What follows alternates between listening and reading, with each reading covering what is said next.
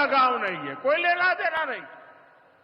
साथियों, कुछ दिन पहले दिल्ली में नीति आयोग की गवर्निंग काउंसिल की बहुत महत्वपूर्ण बैठक हुई। ये एक अहम मंच होता है जहां देश भर के मुख्यमंत्री मिलकर विकास पर चर्चा करते हैं। लेकिन अफसोस की बात है कि इस बार बंगाल सरकार इस बैठक में मौजूद ही नहीं रही। दूसरे गैर भाजपा शासित राज्य आए, सभी दल के नेता आए, हमने साथ बैठकर चर्चा की, लेकिन टीएमसी को तो सिर्फ और सिर्फ 24 घंटा पॉलिटिक्स करना है और कुछ करना ही नहीं है। पश्चिम बंगाल का विकास, देश की प्रगति उनकी प्राथमिकता में है ही नहीं। साथियों, केंद्र सरकार की जिन योजनाओं को यहां लागू किया भी गया है, उनको पूरा नहीं किया जा रहा। पीएम ग्राम सड़क योजना के तहत पश्चिम बंगाल के गांवों के लिए 4000 किलोमीटर की सड़कें स्वीकृत की गई। इनको पिछले साल तक पूरा हो जाना था। 4000 किलोमीटर तो छोड़िए, यहां 400 किलोमीटर सड़कें भी नहीं बन पाई है। साथियों, इंफ्रास्ट्रक्चर के काम से सुविधाएं भी बनती है और रोजगार भी बनते हैं। लेकिन हालत ये है कि पश्चिम बंगाल में 16 बड़े इंफ्रास्ट्रक्चर प्रोजेक्ट यहां की सरकार अटकाए हुए है।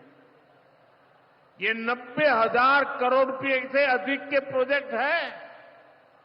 कहीं रेल लाइन आनी थी, रुकी पड़ी है। कहीं मेट्रो बननी थी, रुकी पड़ी है। कहीं हाईवे बनना था, बंद पड़ा है। कहीं अस्पताल बनना था, कोई पूछने वाला नहीं। ऐसे प्रोजेक्ट्स को ये टीएमसी ने लटका करके रखा है। ये पश्चिम बंगाल के आप लोगों के साथ बहुत बड़ा धोखा है।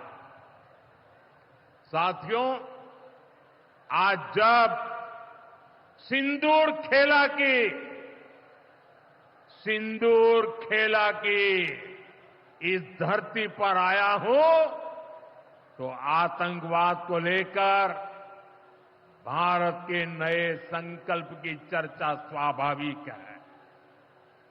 22 अप्रैल को पहलगाम में, जम्मू कश्मीर में आतंकियों ने जो बर्बरता की, उसके बाद पश्चिम बंगाल में भी बहुत गुस्सा था। आपके भीतर जो आक्रोश था, आपका जो गुस्सा था, उसको मैं भली भांति समझता था। आतंकवादियों ने हमारी बहनों का सिंदूर मिटाने का दुस्साहस किया। हमारी सेना ने उनको सिंदूर की शक्ति का एहसास करा दिया।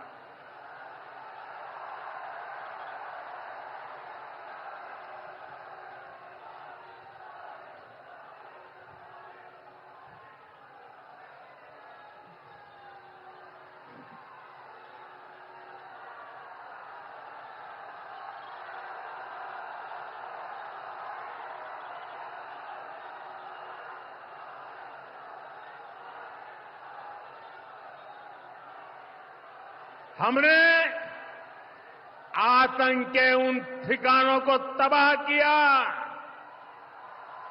जिनकी पाकिस्तान ने कल्पना तक नहीं की थी। साथियों, आतंक को पालने वाले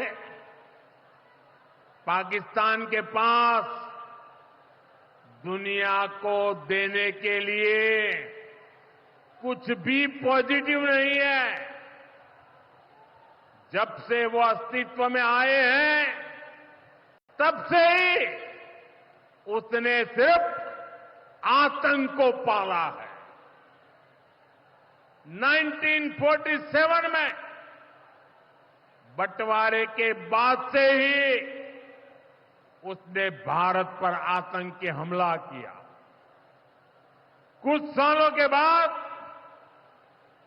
उसने यहां पड़ोस में आज के बांग्लादेश में जो आतंक फैलाया, पाकिस्तान की सेनाओं ने जिस प्रकार बांग्लादेश में रेप किए, मर्डर किए, वो कोई भूल नहीं सकता। आतंक और नरसंहार ये पाकिस्तानी सेना की सबसे बड़ी एक्सपर्टाइज है। जब सीधा युद्ध लड़ा जाता है तो उसकी हार तय होती है, उसका पराजय निश्चित होता है, उसको मुंह की खानी पड़ती है। यही कारण है कि पाकिस्तान की सेना आतंकियों का सहारा लेती है। लेकिन पहलगाम हमले के बाद अब भारत ने दुनिया को बता दिया है, भारत अब आतंकी हमला हुआ, भारत पर आतंकी हमला हुआ तो दुश्मन को उसकी बड़ी कीमत चुकानी पड़ेगी।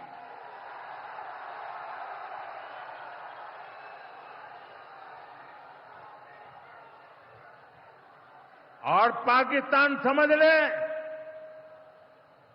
3 बार घर में घुस करके मारा है तुम्हें।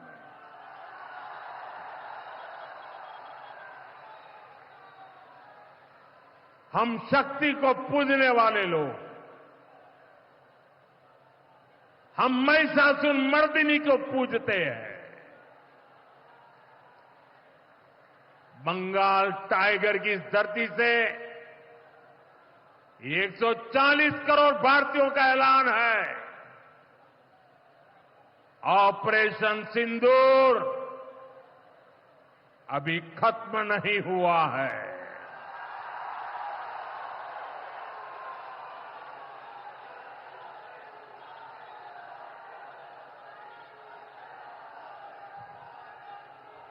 साथियों, पश्चिम बंगाल को अब हिंसा की, तुष्टीकरण की, दंगों की, महिला अत्याचार की, घोटालों की राजनीति से मुक्ति चाहिए। अब पश्चिम बंगाल के सामने भाजपा का विकास मॉडल है। आज भाजपा देश के कई राज्यों में सरकारें चला रही है। देश के लोग बार बार भाजपा को अवसर दे रहे हैं। पड़ोस में असम हो, त्रिपुरा हो या फिर ओडिशा, यहां भाजपा सरकारें तेजी से विकास कार्यों में जुटी है। मैं बंगाल के सभी भाजपा कार्यकर्ता साथियों से कहूंगा, हमें कमर कसकर तैयार रहना है। हमारे सामने एक बड़ी चुनौती है कि लोकतंत्र पर पश्चिम बंगाल की जनता के विश्वास को फिर से कैसे बहाल करें। हमें पश्चिम बंगाल के हर परिवार को सुरक्षा की, सुशासन की और समृद्धि की गारंटी देनी है।